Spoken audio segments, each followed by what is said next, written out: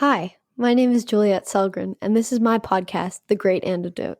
This podcast has been brought to you by the Center for Growth and Opportunity at Utah State University. To learn more, visit www.thecgo.org.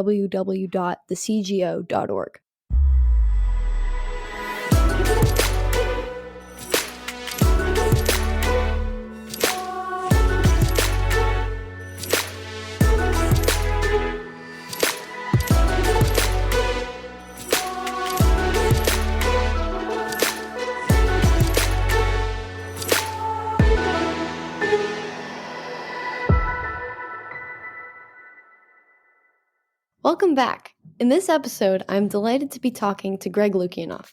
He is the president and CEO of the Foundation for Individual Rights in Education, or FIRE, and he's the author of an article that became a book called The Coddling of the American Mind.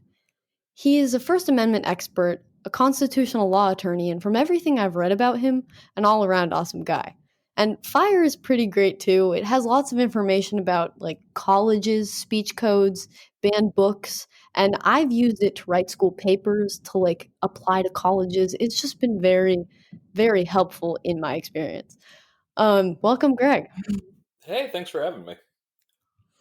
In this episode, a lot of people should take great interest because it's for kids my age about to go to college, or people in college, or adults who have to hang out with people in college. Fire's a great organization. It protects and defends our rights to speak everywhere, college campuses, everywhere in the country, no matter your opinion, political affiliation. But today specifically, we're going to be talking about whether kids are too coddled and the consequences of this coddling on our minds. So before we start and jump into that, I want to ask you something I ask all my guests, which is, what is the most important thing that people my age or my generation should know that we don't? People are talking you into the habits of anxious and depressed people. Yeah, that's a pretty good that's a pretty good thing to know, I think. And that sounds a little alarming. So let's jump into that then. My first question is kind of about what FIRE does. So what do you guys do at FIRE?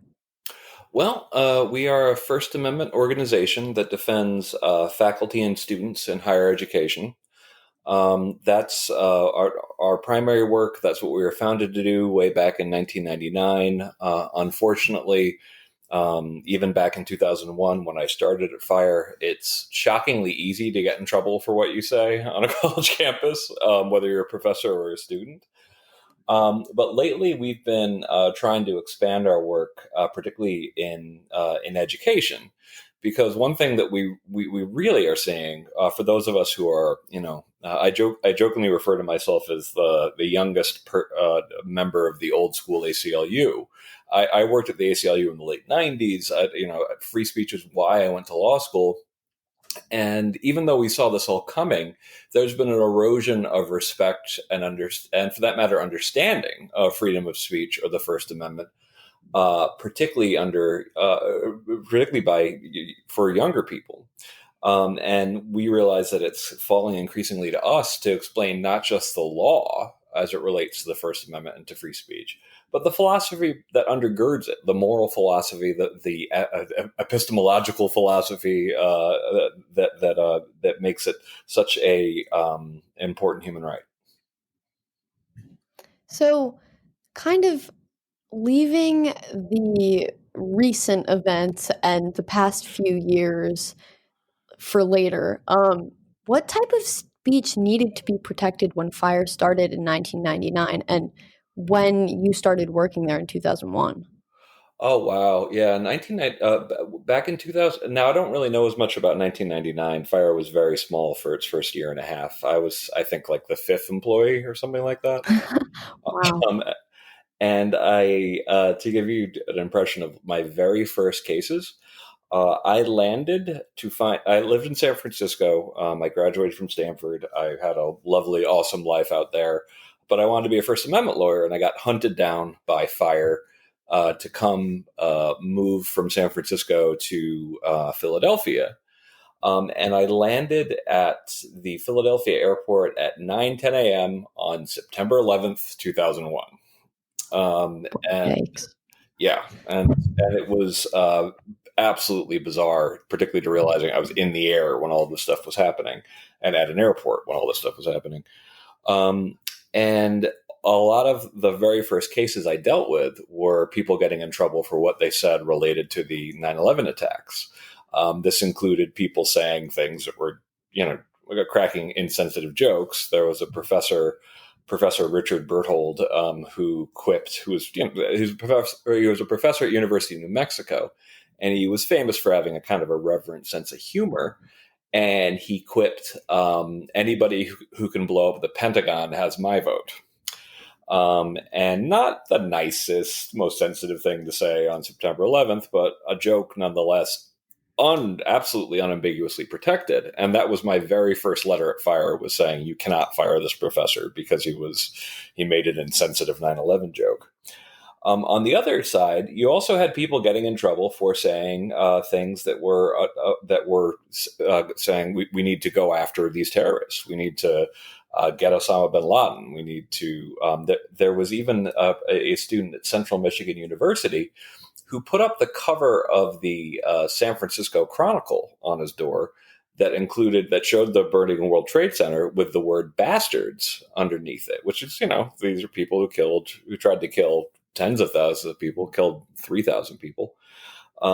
And he was investigated for it because there was a sense that was the university logic was a little bit nuts. They were saying this would be offensive to Muslim students, but of course it's kind of like, no, I don't think most Muslim students support the terrorists. In this case, I think that's actually the more offensive assumption you're making here. So it was an incredibly radioactive time to be starting, to be jumping into free speech work.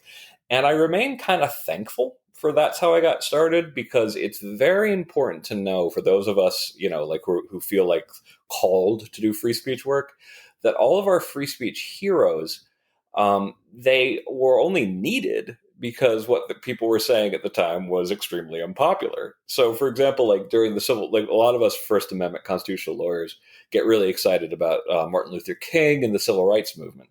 And it can be very easy to forget how dangerous and unpopular a lot of Martin Luther King's speech was considered, And so being in the middle of a controversy where people despise you for representing somebody's free speech, it was a good way to be sort of slapped into or initiated into the brotherhood of First Amendment attorneys. Yeah, that 9/11 thing, it just makes you think no one is safe. Literally nobody is safe from getting attacked because of what they say, which is just crazy. Like, you can't condemn the people that terrorized our country. I don't know. That just seems a little whack. Yeah, and for your readers, I wrote a book called Unlearning Liberty back in 2012, and I know that's going to seem like ancient history, but it's a really interesting survey of my first 10 years at Fire, because the stuff that could get you in trouble, it was all over the freaking place. And at the time, the issue was not students. Students were actually pretty good on free speech for most of my career. The issue was administrators, and they were running programs, that were everything from, speech codes to things that were outright, brainwashing type programs. Being at Fire has been a lot of things, but it's never been dull. So, what was driving the administrators to restrict free speech like they did? I know you wrote about it in Unlearning Liberty. You talked about the factors that drove them to do that. Yeah, honestly, one thing that people really need to remember is, and I call it censorship gravity. We are pulled back to the default presumption being censorship. And what I mean by that is that free speech is extremely rare in human history. Free speech is fought by every generation. People like to, romantically say, "Oh, people have striven to be free," and it's like that's only because a somewhat larger number of people strove to shut them up. So and that's why I called my blog "The Eternally Radical Idea," because I really want to hammer this home. that our natural inclinations as human beings is to shut up the blasphemer, shut up the dissenter, shut up the person who's breaking down your conformity, who's breaking down your sense of unity as a group. And to a greater or lesser degree, we all have this in us, and it's something that you must stand up and fight for every generation because it is a very fragile right.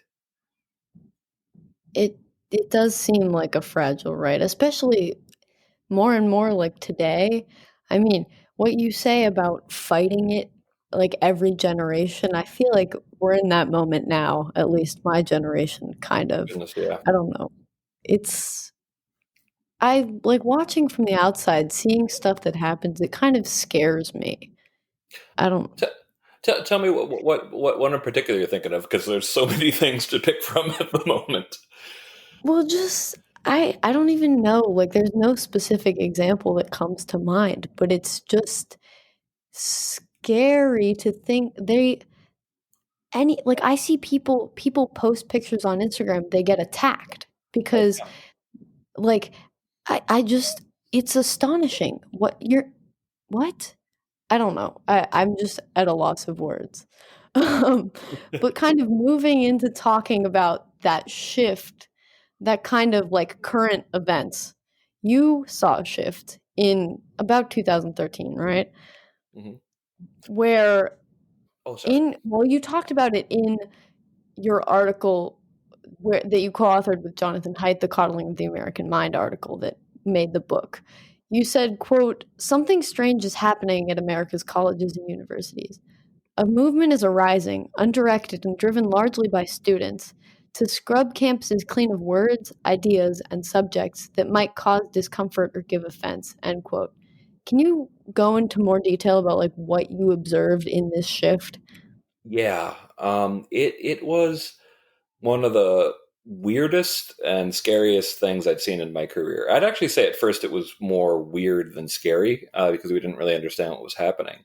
But as I mentioned previously, when my first book came out, Unlearning Liberty, I actually thought that 2012 was a comparatively sort of good time for free speech on campus because administrators were losing in court all the time defending speech codes. Some of them were coming around to our way of thinking about things to teach students about free speech. We were getting a seat at the table, talking to university presidents and that kind of stuff. And so things were starting to trend in a good direction. And for the first time in my career, as if someone flipped a switch, and I'd say way late in 2013, I'd say like October or November, December, we started seeing just a lot of student-driven, for the first time during my whole career, of student-driven demands for censorship. And what was so distinctive about these demands for censorship is that they were sort of dressed up, and I think often sincerely, in medicalized language.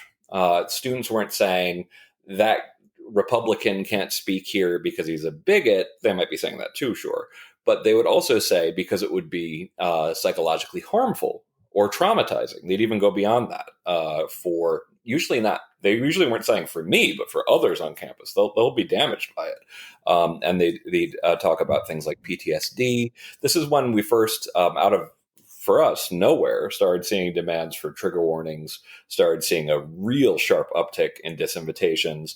A sudden spat of cases where students shouted down outside speakers. And just general demands for greater clamping down on free speech. And this was something I hadn't experienced previously because students, one of the reasons why students got the importance of free speech is because the first people who were going to be censored on campus were always going to be the students themselves. So it was weird to see students, whether they understood it or not, were demanding greater oversight from administrators to have more power over their lives. That's completely the opposite of what the free speech generation on campus wanted. They wanted administrators out of their lives. They're like, we're adults. We don't want more interference from you. And the movement in 20 that really got going in 2014 was very much we want power to have greater power over us, and we expect them to use it for good, which is also a very strange way of thinking about things for those of us who, are civil liberties lawyers. You don't trust power to do the right thing with it, but yeah, and it was very dramatic and it was very sudden. And the reason why the medicalization really struck me, and I talk about this very candidly in the book, was that I'd gone through my, very bad bouts of depression and anxiety throughout my life. One really life changing one, absolutely life changing one. I ended up hospitalized back in 2007. As a danger to myself. And what got me out of that, and to be clear, medication helped, doctors helped, all that kind of stuff. I have nothing against treatments, that aren't just that aren't CBT. Although I do caution, I'm someone for whom SSRIs don't work well, and there's actually quite a few of us. But I started doing cognitive behavioral therapy. And cognitive behavioral therapy is this wonderfully simple, although you have to really be committed to practicing it diligently. Practice by which you look at your own exaggerated thoughts, cognitive distortions, for example, something minor goes wrong. I always give the example of you go on a date, it doesn't go well, and you say to yourself, I'm going to die alone. And that's called catastrophizing, for one thing, that essentially one bad date doesn't mean you're going to die alone. That's also mind reading. You don't actually know if whoever you went on a date on had a miserable time. That's fortune telling. These are all these things that people do that are sort of exaggerated, internalized statements about how bad a situation is. And cognitive behavioral therapy is just learning to, piece by piece, start talking back to those distortions, naming them, figuring out what they are, and then not using the power of positive thinking, just getting yourself to a stage where where first you write, I'm going to die alone. The final version of it, when you go through the exercise, is something more like, I thought that date went poorly and I'm sad about it, which is true. It's not saying everything's fine, but it is a lot less. It carries a lot less emotional valence, as they would say. And while I was learning all this stuff, while I was learning all of these habits, that were really transforming my life, to learn to talk back to my more, my nastier voices in my head. I was on campus and I was watching administrators, and by their actions, constantly seemed to be saying, "Oh, you're not catastrophizing enough. Oh, you're not mind reading enough. Oh, you're not engaged in emotional reasoning." Emotional reasoning is the idea that every time you have a feeling, it means something, and something has to be done about it. A lot of maturations is to be able to be okay with saying to yourself, I might just be kind of down today for some reason. And what this got me thinking about for years and years was that administrators seem to be selling uh, anti-CBT, the reverse of cognitive behavioral therapy. They were selling habits of anxious and depressed people, but for most of my career, the students were either rolling their eyes at it or oblivious to it or just weren't buying it. And then somewhere around 2014, that was the kind of the big year, we started seeing this everywhere, where students were kind of saying, yes, I am easily hurt. Yes, this would be catastrophic. Yes, I am overgeneralizing. And that's what led me to go and talk to my then very new friend, Jonathan Haidt, about this idea about how, more or less, not only are we teaching the habits of unfree people to a generation, the anti-free speech habits, we're teaching the habits of anxious and depressed people. That I just have so many thoughts about everything you just said. Like, every time you said something, I was like, "Thought, thought, thought. I should say this. I should say this. I should say this." So I have no idea which thing that I wanna say that I'm going to say, but I think Go for the it. first thing is, what caused that shift? Like, why? Why? Honestly, that is the entire point of the book Coddling the American Mind is to figure out, because particularly when you're on the ground, and this is something that I felt like Haidt didn't always give enough credit to, and is that it's a very different, partially because he's statistics driven. You can see phenomena that look like they're happening, but unless you have data, you can't really be sure it's true. But for those of us who are watching things on campuses all the time, this was not subtle. This was a major shift, and the entire book is trying to figure out what was so different. What was so different about this generation, and what we discovered in the process of researching this. And John was a real pleasure to work with, by the way. He remains a very good friend, and he's a genius and a spectacular person. But we worked on this book, and we came up with what we call six causal threads. That essentially we think there are six interrelated factors that why there's such a discontinuity between students before 2013, 2014, and students after. And what was really striking, Juliet, is that when we started getting the data, we realized what we were looking at was a really dramatic a generational shift. So generations, there are people who study generational differences. It's a super interesting field. And you can generally see that, boomers have some psychological characteristics that I'm Generation X, the forgotten ones, that Generation X doesn't have, and millennials have ones that boomers and Gen X don't have. But they're usually, not that dramatic or that fast. They're a little bit more gradual, but the discontinuity between millennials and Generation Z, people born 1995 or after, was really dramatic. And it was from, not all of it's negative, of course. Some of it, higher levels of tolerance, for example, is reported. But much higher levels of anxiety and depression, much unfortunately higher rates of attempts at suicide.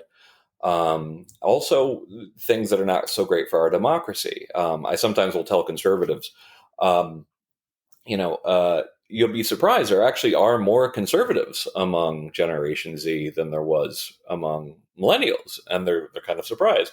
And then I say there are also more liberals among Generation Z, and people kind of scratch their head for a second and realize what I'm saying is that the middle got hollowed out. That essentially the political polarization that we see in our society is better better reflected by Generation Z. So what we discovered was we were dealing with a very different generation shaped by very different forces that was hitting campus, with lots of implications for everything from politics to mental health to, as we're seeing increasingly, employment. That I don't even know. That's like crazy. There I still just it's so interesting and so like vast and like everything. I just also the thing about generations I don't know. I don't know. This is just very cool. So Well, tell me a little bit about. So, are you still in high school? Are you going to? Tell me a little bit about your where you're coming from at the moment. yeah, so I am a senior in high school. So like well, I'm online, which is everyone's online, but I'm like I live in Arlington, which is like right outside of DC. Hmm. So I just have seen so much stuff. Like all the protests, all the everything. I've just been watching it all happen. And it's just kind of crazy. Hmm.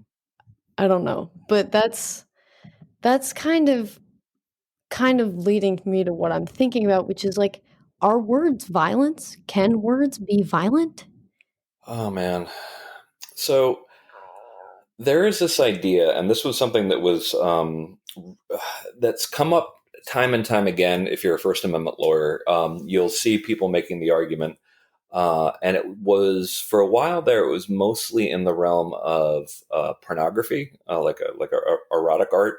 saying that pornography was a form of violence against women. That was the primary use of the expression as violence argument when I was younger. However, rhetorically, claiming that your words are not just words, your words are bullets, is a good way to win an argument if you're really just trying to play to the crowd and play for sympathies and play for to try to win an argument on campus. And by the way, here's a dirty little secret. I think a lot of the ways that we're learning to argue as a society are just techniques for winning debates on campuses. They're not functional. They're not helpful to the way people think. They're just, aha, I've got this trump card. Sorry, I didn't mean that in the president's sense. So one of the things that became popular in the rhetoric in the past, since we started noting these differences, was the argument that words are violence. And you'd see people, sometimes writing, very emotionally, sometimes not, sometimes saying we now know that, racist or sexist speech is actually a form of violence. And what's amazing about this is a lot of times the people who are advocating this argument don't understand that that's not a new argument. That's most of human history. Just like I said before, most of human history, there were things that you could say to your friends, to your family, certainly to your emperor, to your king, to your duke, that were considered to be violence, and that there were words that would get you executed. There are words that you would get you crucified or get you made to drink hemlock, for example, or ostracized, or jailed, or just threatened with violence. Most of human history is about is not making a meaningful distinction between the expression of opinion and violence. One of the great innovations, actually, I think Freud, and I'm going to butcher this because I never get this one right, said, civilization began when the first person heard an insult instead of a stone. I think I might not have killed it as much as I usually do. And I don't like Freud for all sorts of reasons, but I like him on that one. And so it really is a difficult idea to live with a societally created distinction between opinions and violence. But it's one of the greatest inventions in human history, because basically the idea that everyone's entitled to their own opinion means that you're going to stop killing each other over their opinions. And that's the amazing thing about the First Amendment, is sometimes, like, the First Amendment, in one sentence, it tries to protect not just the freedom of speech, not just the press, the freedom to assemble, the freedom to petition the government. It also has in there both the freedom to exercise your religion, but also to be free from state-imposed religion. So in one sentence, basically the founders were saying more or less, hey, all those things we used to kill each other over in the old country about, we're not going to kill each other over that stuff anymore. Like that's all that is something the government will have no power over ever, period. So it really was a very revolutionary thing. So a lot of times when people are making this argument that words are violence, they're making an ancient, deadly argument, because as soon as you say you're not entitled to your opinion anymore, if you have the wrong offensive opinion, it is violence, you are legitimizing, first of all, your ability to act in quote unquote self-defense against someone who just said something to you.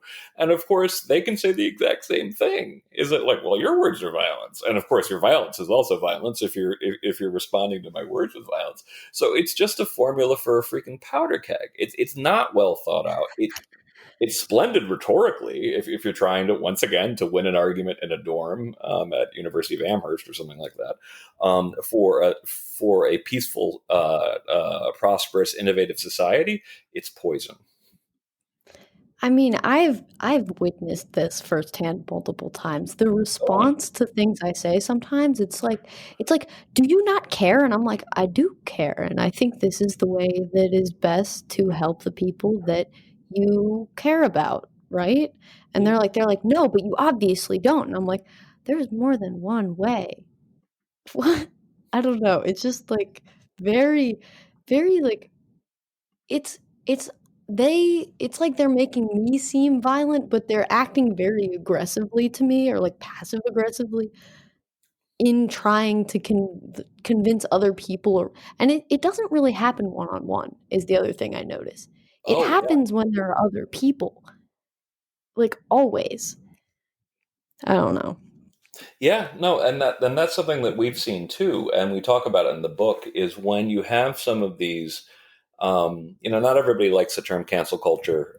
Given I was trying to figure out what this thing was well before it got named this, I'm totally comfortable with using the term cancel culture, and even though in the book that was in Coddling, that wasn't the dominant term yet, we are talking about situations where there'd be this sudden mass movement to get a professor, unpersoned essentially, and certainly fired and get their papers retracted because they published a heretical, a controversial opinion. And one of the dynamics we've seen is that when these things really get going, you'll have people actually, writing apology letters to the person that they're trying to cancel, saying, "Listen, I just felt like I had to sign this thing. We're still cool, right?" Because there's this social grandstanding aspect to it, this moral grandstanding that feels really morally pure, and it feels for some people it can feel really empowering and even noble. But really, it is assuming that your opinion should be the law of the land. Essentially, it's a good habit for if you are in charge of a religious movement that is intolerant. It's a terrible habit if you live in a pluralistic democracy.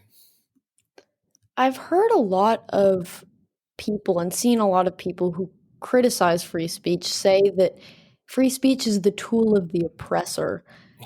What do you say to that? That one just drives me nuts. And this is only the product of a situation in which there is no viewpoint diversity in higher education, or at least there's not a sufficient amount of it. Because okay, then this is the most basic thing. But if you leave with nothing else, particularly if your skeptics leave with nothing else, understand this: free speech exists to protect minority opinions. Full stop. Period. And what do I mean by that? So freedom of speech, as we understand it, and as embodied in the United States in the First Amendment, is something that went hand in hand with democratic uh, uh, citizenship. That essentially, like once we overthrew our monarchs and increasingly tried to become self-governing, free speech was just a natural consequence of that to a degree, because obviously you can't solve problems if you can't talk about them. But the reason why we decided to have a First Amendment was because what Madison was afraid of, and at first he was skeptical that we needed this, but what he was afraid of is that every time in a democracy the 51%, the majority is in power, they will be able to do as they please with the people with the quote unquote wrong opinions, and that's a horror show. So to try to embody the idea that minority opinions must be protected, we created the First Amendment. We created the principle of free speech. And I say we created the principle of free speech because just remember, in a democracy, in a democratic society, free speech is that you don't need to protect the free speech rights of the majority, because the majority has the vote. They can protect themselves. They can vote you in and out. They can make power do their whim. You only need it to protect minority opinions. And what's happened on college campuses is because after generation of students have attended these places where power is so ideologically uniform, activists or concerned students who think of free speech as a problem is constantly telling them, "Oh yeah, we believe these jerks are a problem too, but we can't stop them because of that nasty free speechy thing, that nasty First Amendment." And after time, since universities can't own the fact that they are like, that's the power structure at universities. They are the man. They are the ones in charge. You start having a generation of students who sincerely can believe things as absurd as free speech is the language of oppressors. And it's just because universities and a lot of these places can't admit that the power is actually on their side. Because if you know power is not on your side and will not be on your side, then you bet you're arguing for free speech and due process and all this kind of stuff. You're not expecting Big Brother to help you, for God's sakes. That's not going to happen. So it really shows a very peculiar warping of our expectations when people can say things as ridiculous as free speech, is the language of oppressors. And I mean, okay, so in school, we're taught that, well, so of course we're taught about Martin Luther King and all that stuff. It's not mentioned really, it's not brought up and talked about that he was the unpopular opinion. I mean, you can deduce like, okay, there was the civil rights movement because that opinion was not in the majority. Like, if you think hard enough, you can come to that conclusion. But they don't really talk about, oh, Martin Luther King, like people didn't want to listen if they didn't agree. Really, and what I'm thinking now, which based on like what you mentioned earlier, what you mentioned just now, is like what would have happened if he hadn't been protected by free speech because he got killed anyways. Like Mhm. he died, but like what would have happened? Here's something that, and the great John Lewis, one of the youngest members of the civil rights movement, someone who was willing to get himself bloodied and arrested in order to stand up for civil rights, was one of the last great champions from the civil rights movement still alive, and one of the loudest voices for freedom of speech, because he knew that it was only the increased free speech protections that the court started to recognize in the 1950s and 60s that made the civil rights movement possible. Now, what people don't get is that there were attempts to have the civil rights movement way earlier. There were attempts to have the women's rights movement way earlier. There were attempts to have lots of these movements, but you couldn't do it without strong free speech protections. This is what happened. They were told, "Oh, we can't give you a permit. We're not going to give you a permit. We don't like your opinion." You're going to get arrested for organizing. You're going to have all of these barriers put in your way because you're an unpopular minority opinion. It took a resuscitating of the legal power of freedom of speech that started somewhat humbly. And believe it or not, even though we had a First Amendment and for somewhat complicated reasons, it had virtually no meaningful legal relevance until about the 1920s. It had symbolic resonance, and there was a tradition of protecting free speech. But by the 1920s, that tradition was basically gone. And you needed to have a resuscitation of this idea that free speech was actually a legal right. And it was only from that improvement on free speech protections arising out of a reinterpreted First Amendment that started in the 1920s that you ended up with things like the civil rights movement being possible. And keep in mind, it's not a coincidence that the civil rights movement began basically as the free speech protections were being found to be stronger. The increased free speech protections is why we had the civil rights movement. They had actually tried to do stuff like this before.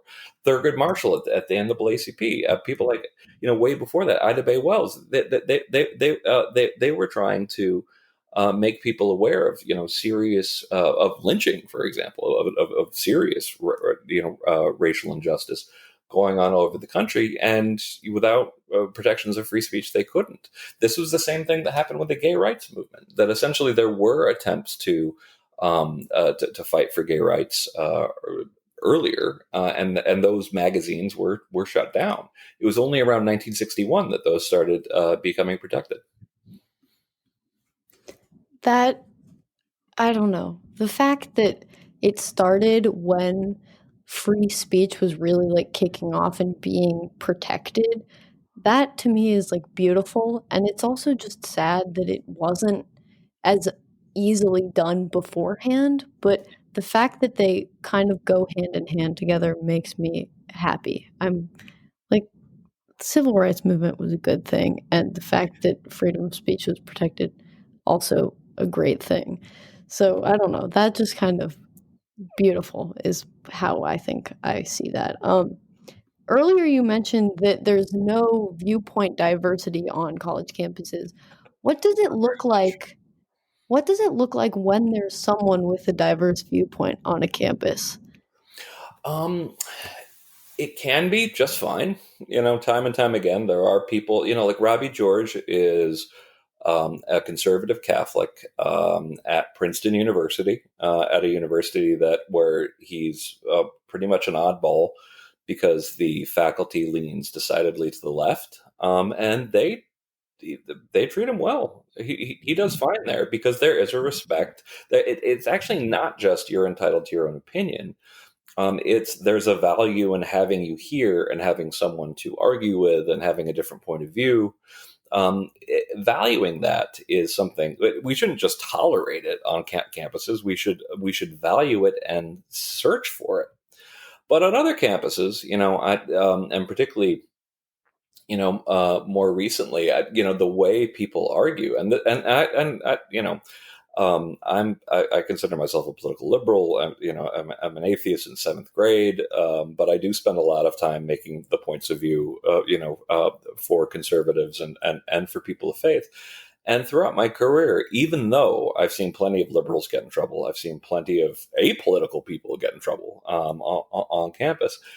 There is no denying that if you have particularly religiously, socially conservative opinions, I've seen countless cases of evangelical Christians getting in trouble, for example, for just stating what they actually believe, which is in my opinion, kind of messed up.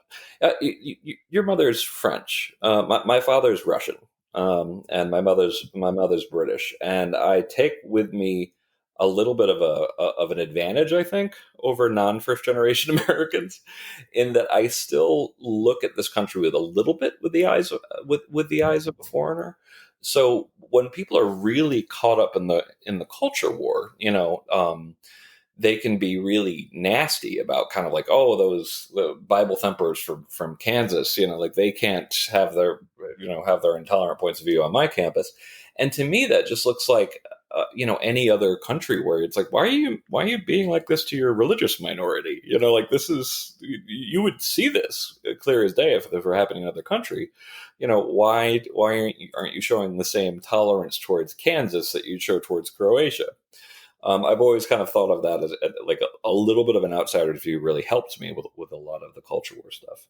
But yeah, like I said, you can get in trouble lately, particularly with a lot of the cancel culture stuff, though. I gotta say, it is mostly people on the left getting in trouble with people who are just more adamant than they are. And it's been a really disappointing summer that way. We saw a huge spike in case submissions to fire, requests for help. Students losing their admission to college for stuff that they posted years ago. And sometimes, to be clear, sometimes actually offensive jokes. But come on, like these are people who at the time were 14, 15 years old. And we saw a huge uptick in investigations of professors for things that were once pretty mainstream opinions. It's become, particularly in the summer of 2020, just the most exaggerated version of the sort of like intolerant campus stereotype that people had back when I started in 2001. Even though I was dealing with terrible cases back in 2001, when I talked to conservatives and they'd be kind of like, oh, yeah, it's nobody gets a chance to speak their minds anymore. And I'd be like, no, it's not really, it's bad, but it's not anywhere near that bad. But this past summer, the amount of conformity that you see, demanded it. There's someone on our board of advisors named John McWhorter. He's an African American linguist. He's absolute freaking genius. He does a podcast called Lexicon Valley, all about linguistics. But he wrote an article just this past week in the Atlantic talking about how ever since he said that professors are freaked out by if their opinions aren't just perfectly in sync with the least tolerant person on campus, that they think they're going to lose their jobs, and they've been writing John like crazy. And it was nice only in one way, to have someone who's not actually on the fire team see some of this stuff, because we've been seeing it for years, and it's gotten a lot hotter in the last year. Yeah, I mean, a few months ago, this is not like a entirely like, oh, it's a someone on the left said something, someone on the left didn't like that something. It's kind of more like left right than that. But a few months ago in the New York Times, readers and workers were demanding the head of James Bennett, the opinion editor, because Yeah. they published Senator Cotton's piece and his op-ed, and they were saying that it jeopardized their safety again, like the whole like PTSD-ish language. Hmm. I was like, this his words are not dangerous. I don't understand. But I mean, if I had like a few months back, I probably would have asked what are the risk of seeing all of this language spread outside of college campuses, but obviously today I can see it has spread outside. But how has that happened? Has it been parents learning from their kids that are in college, outside groups learning college tactics? How did that happen? A lot of it comes from students who are raised in sort of like the call out culture dynamic. They're hitting they're hitting the workplace. They've been hitting the workplace, in large numbers starting, years ago. And it was kind of funny because like I have this friend of my wife's. She works for this really awesome legal nonprofit that does really incredible sort of direct services work, serious work. And she wanted to have a word with me about coddling the American mind. And I was like, oh man, she's going to hate it. I'm going to get dressed down by her. And what she said was, I have all of these new employees coming out of the Ivy League schools, and they are dysfunctional. Every little interpersonal, conflict is turned into something where it has to go to human resources. It's something that can, more or less shut down work at the organization. And Haidt and I hear from different employers about this stuff all the time. I was invited actually to give a talk at a very big organization's entire human resources department because they're realizing they're getting by these younger people who have had situations in which there's always been someone in authority to intervene. That's just what they expect to do, and it's absolutely dysfunctional. So part of it is that these norms are making their way into the workplace very directly. They're just coming from the same people that you saw having these issues back in 2014, 2015. And to some degree, some of the older people are adopting that language and those arguments. So, we definitely heard that at the New York Times that the main body were a lot of the relatively new employees, but also that some older employees who didn't like James Bennett would, use it as well. And I wrote about the whole James Bennett situation. James Bennett was invited to to work at the New York Times in the wake of the 2016 election because the New York Times understood, wow, we're really out of touch. So they invited Bennett from the Atlantic to come to come to the New York Times because he was known for shaking things up, for bringing in other perspectives, to try to actually take seriously, God forbid, conservative points of view. So he was hired. And he hired people like Barry Weiss, who, by the way, we're saying, stepped down right after Bennett. Brett Stevens. I don't know. Brett might tough it out, but he's made of sterner stuff than most people. And so the whole point of having him there was to challenge their points of view and get perspectives from people who wouldn't ordinarily you wouldn't really think of as being in the opinion page of the New Yorker, let alone the New York Times. And the thing that's so striking about the Cotton thing is people kept on trying to argue to me the content of what Cotton was arguing for. Because Cotton was making the argument that the riots are so serious that maybe it's time to call out the federal troops and start putting down this, rebellion. I'm probably exaggerating quite how bad it was. But at the same time, I'm a civil liberties guy. This is a horrifying idea to me. And why do I want people to hear that? Why? Because it was the opinion of the president at the time. It was the opinion of 50 something percent of the entire population of the US saying that we should be calling out the troops. And the opinion of a United States senator named Tom Cotton. So the idea that there'd be a troubling idea and you'd give someone like Cotton the opportunity to come in and like give it your best shot to defend this, give it your best shot to explain your point of view. I don't think he succeeded, Cotton, but that's the idea that you're supposed to shield your audience from opinions that are really, really troubling because you think that it will trouble them. It's like sticking your head in the sand. So I thought that what Bennett had done by inviting Cotton to give his, opinion was exactly what a journalist should be doing. They should be challenging their audiences, and that got him fired. And this was after a long series of getting raked over the coals because he had Barry Weiss as a conservative columnist, and Barry Weiss, on the grand scheme of things, is like at most mildly right of center.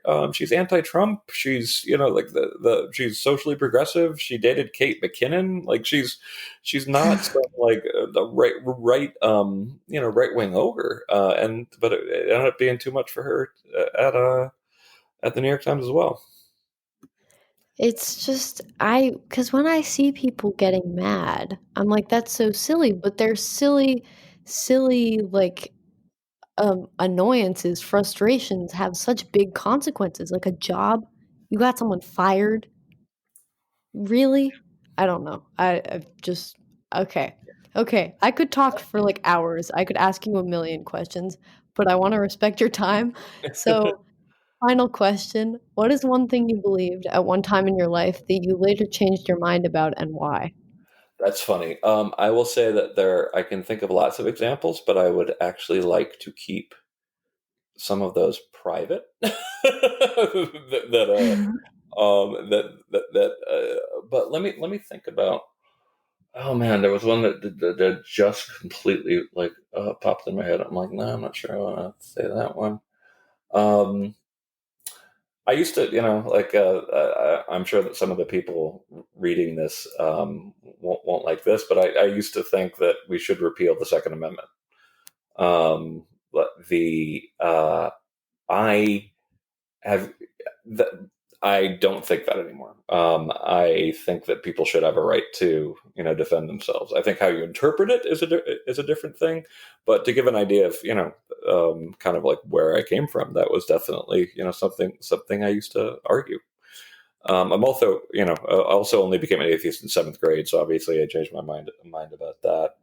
I occasionally come around to songs and shows too, but anyway. Songs and shows, Second Amendment. A little bit different. Well, that's very interesting. Thank you so much for talking to me. I say I know as though I do.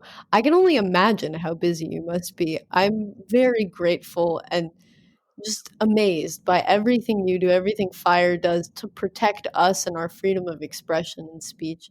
You've inspired me. I hope you inspire my listeners also. And I don't know, this is a battle we just can't lose. So thank you. Well, thank you. And I hope your listeners will check out thefire.org. We have listings of schools that we think are good for free speech, ones that are not so good. We're doing a massive survey. We've done the results over the past year, and we did a massive survey on attitudes about how easily you can have conversation and that kind of stuff on campus, which is going to be coming out soon. But particularly for students who are going to go to college, you know, read up on your school in advance. I recommend applying to ones that have a good free speech reputation. Read our guides to free speech and due process. Predict both of them.